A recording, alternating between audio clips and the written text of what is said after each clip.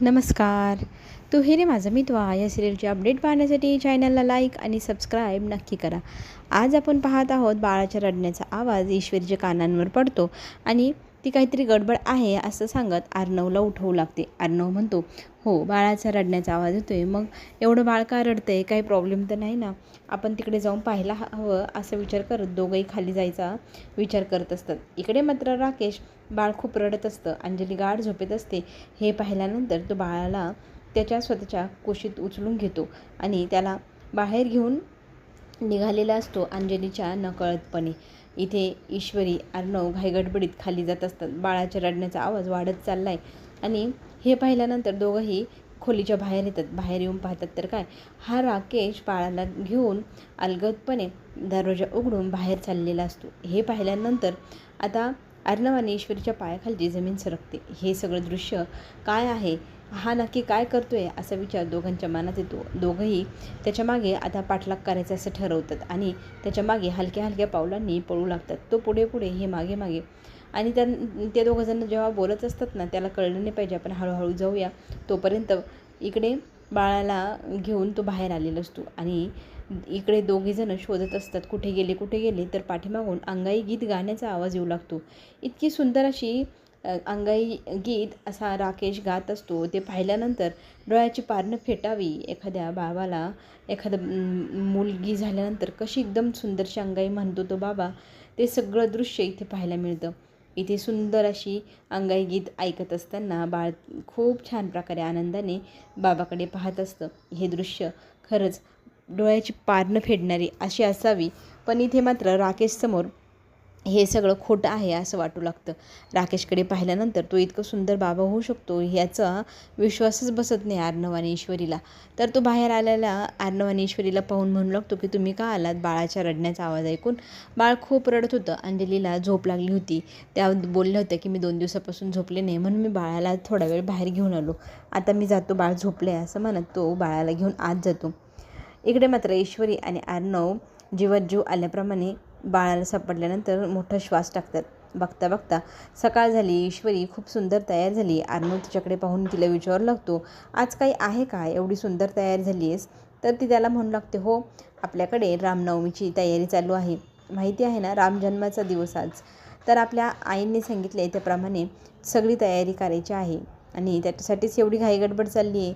तर इथे अर्णवला इथे ईश्वरी म्हणू लागते की माणसांना काहीही काम नसतं, यायचं, ताटावर बसायचं, जेवण करायचं, सणाच्या दिवशी बाहेर निघून जायचं किंवा मोबाईल घेऊन स्क्रोल करत राहायचं. तर इथे अर्णव म्हणतो, मी काय मोबाईल स्क्रोल करतोय, माझे ऑनलाईन कामं असतात, मेल असतात, सगळे पाहावं लागतात, तू ना जास्तच बोलते. तरी ती ईश्वरी सांगते, तुम्हाला काही मदत करायचीच नाही म्हणून तुम्ही इतकी नाटकं करताय, काही सण असला की बायकांनाच घरात जास्त काम असतं असं म्हणत ती वाद घालू लागते. तर अर्णव म्हणतो, सांग बाई काय काम करायचं असेल घरामध्ये तर मी करतो, नाही तर मग खाऊ पण घालशील आणि वरतून बोलणी पण ऐकवशील, टोमणी पण मारशील. हे ऐकल्यानंतर ईश्वरी म्हणते की आजीने सांगितले आश्रमातनं लहान लहान मुलांना घेऊन यायचं रामनवमीच्या कार्यक्रमासाठी, तर तुम्ही आश्रमात जाऊन तिथल्या मुलांना घेऊन या बाबा.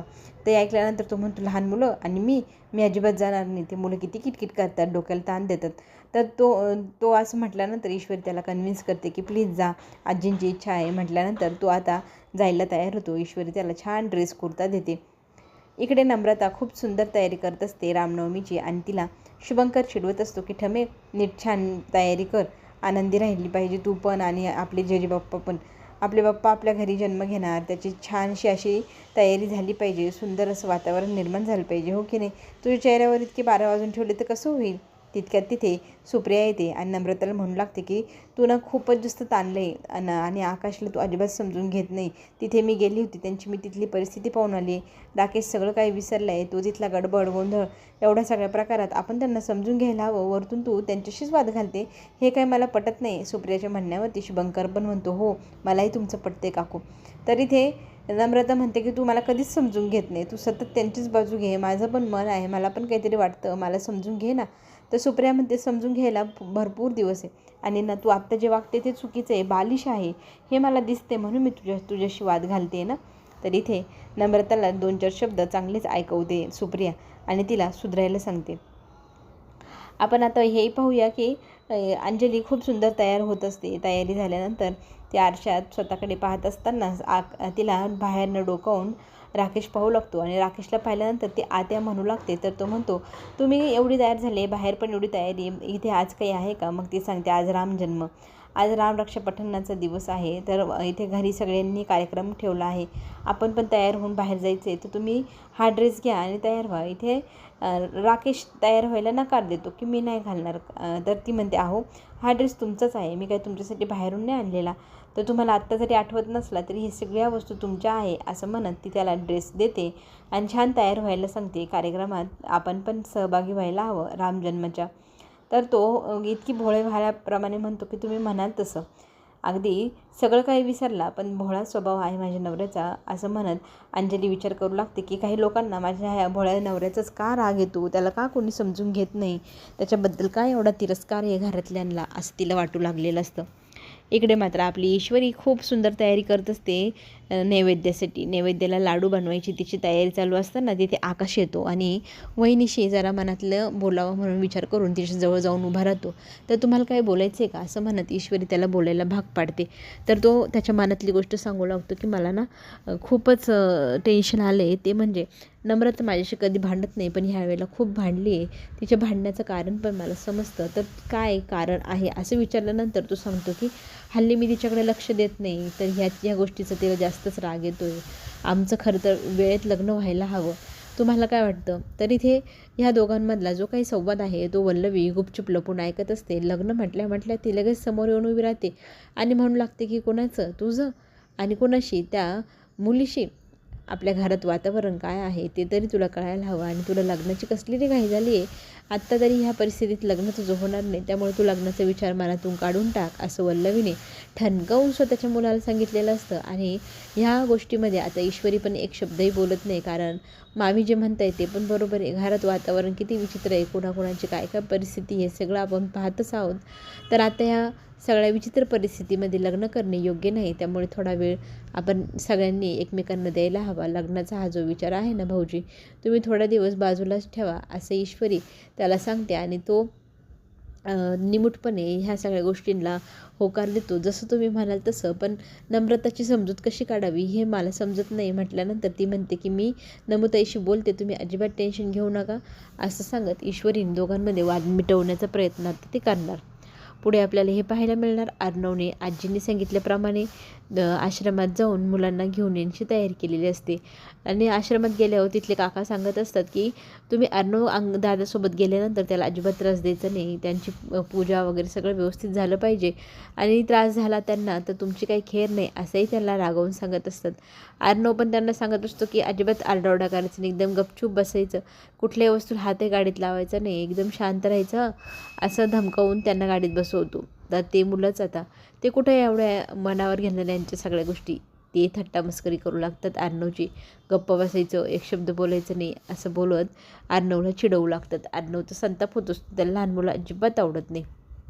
इकडे आपण पाहूयात की आता पोलीस आलेले असतात राकेशचा मोबाईल घेऊन, की तुमच्या नवऱ्याचा मोबाईल जो ॲक्सिडेंटमध्ये हरवला होता तो सापडला आहे असं म्हणत इथे अंजलीच्या हातात तो मोबाईल पोलीस देतात आणि तिची सही घेऊन निघून जातात. आणि राकेशला ती सांगू लागते की बघा तुमचा मोबाईल सापडला, तर त्याला काही आठवत नाही, त्यामुळे तो म्हणतो हां आणि माझा मोबाईल वाटत नाही. तर आता तो स्विच ऑफ झालेला असतो. लगेचच अंजली त्याला छान प्रकारे चार्जिंगला लावू लागते. चार्जिंग झाला की तुमचा मोबाईल तुम्हाला लगेच मिळेल असं म्हणत ती चार्जिंगला फोन लावून बाहेर गेलेली असते. खरं तर राकेशला त्या फोनमध्ये एकदम महत्त्वाचं काम आहे, ते करायचं आहे, पण आता कोणी पाहण्याच्या आतच करावं लागेल असा विचार करून तो मोबाईलला पाहत असतो. पुढे आपल्याला हेही पाहायला मिळेल की ईश्वरी लाडू बनवण्यामध्ये मग्न असते आणि त्याच वेळेला तिला आईचा फोन येतो. आई विचारू लागते की काय करावं, काही सुचेना मला, नम्रता आणि आकाशमधली भांडणं हल्ली वाढतच चालली आहे. तर त्याच्यामध्ये ईश्वरी म्हणते की काहीतरी पर्याय काढावंच लागेल. तर इथे लग्नाविषयी बोलल्यानंतर ईश्वरी लगेच म्हणते की घरात असं वातावरण असताना लग्न करणं योग्य नाही आणि आपण त्यांना थोडासा वेळ देऊया. हे ऐकल्यानंतर ईश्वरीच्या आईला टेन्शन येतं. आधीच तिचं पहिलं लग्न मोडलं आहे, तर दुसरंही मोडलं तर काय इमेज राहील तिची, सगळे लोक काय म्हणतील, या गोष्टीचं तिला टेन्शन आलेलं असतं. पण ईश्वरी तिला समजावून सांगते की आपण योग्य वेळ आली की तर त्या दोघांचं लवकरात लवकर लग्न लावून देऊ. आत्ता ती योग्य वेळ नाही आहे, त्याच्यामुळे तुम्हाला समजून घे, आमच्या घरातलं वातावरण थोडं चांगलं होऊ दे, मग आपण या दोघांचं लग्न लावूया, असंही ईश्वरी तिच्या आईला समजावून सांगते आणि तिची आई तयार होते. आता आपल्याला हे पाहायला मिळेल की अर्णव त्या लहान लहान मुलांना घरी घेऊन आलेला असतो. घरी आल्यानंतर गाडीतनं उतरल्या मुलं इकडे तिकडे गुराढोरांसारखी पळू लागतात. त्यांना तो थांबवतो आणि त्यांना चांगलेच धमकवत तो म्हणू लागतो की सगळ्यांनी गुपचूप घरात जायचं, अजिबात गडबड गोंधळ घालायचा नाही, बडबड तर अजिबातच करायची नाही, हाताची घडी तोंडावर बोट असं सांगत त्यांना तो आत घेऊन जातो. आत जायचं आहे एवढे नियम ऐकल्यानंतर काही मुलं म्हणतात की हा काका जेलर होता की काय मागच्या जन्मी. तर तो म्हणतो की तुमच्यापेक्षाही डेंजर बडबड करणारी बाई आमच्या घरात आहे, त्यामुळे तुम्ही कमी बडबड करा. तरी ते घरात घुसल्या मुलं किचनमध्ये जातात, लाडू करत. ईश्वरी त्यांना सगळ्यांना थांबवते आणि हे नैवेद्याचे प्रसादाचे लाडू आहे, हे अगोदर देवांना दाखवले जातील, मग तुम्हाला देऊ, असं म्हणत इथे ईश्वरी त्या मुलांना शांत बसायला सांगते. तर आपल्याला अर्णव चिडचिड करताना दिसेल की ह्या मुलांचं तुझं जास्तच कौतुक करते, डोक्यावर बसतायत मुलं. पण ईश्वरी म्हणते की काही गोष्टी प्रेमाने करायच्या असतात, घाई गडबड करू नका, लहान मुलांवर रागवू नका, शांत राहा बरं, असं म्हणत त्याला ती शांत करते.